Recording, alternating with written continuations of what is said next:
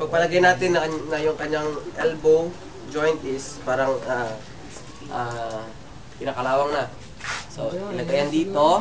Then, dapat dito, itong bandage is naka-fold siya ng ano, para 3 inches paloob. Yan, dito paloob.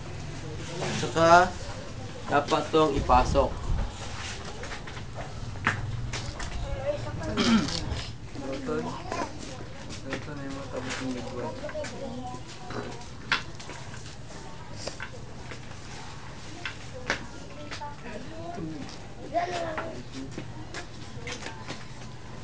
Ayaw!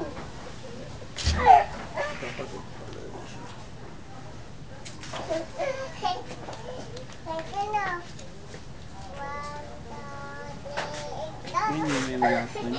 Ha? Gapon. Oo, ano.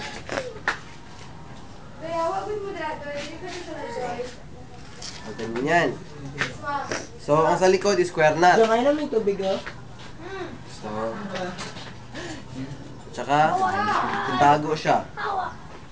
Yan, dapat siya nakatago.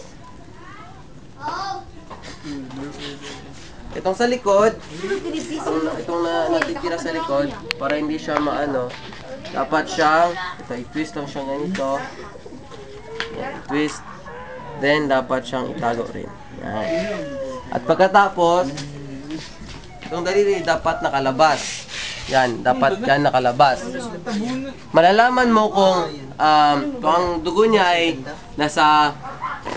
nagsa-circulate pa rin na maayos kapag 2 seconds, na-press mo to at saka 2 seconds, bumabalik yung dugo.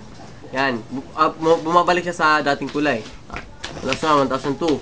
Yan, bumabalik. So, yung circulation ng dugo niya is okay pa rin.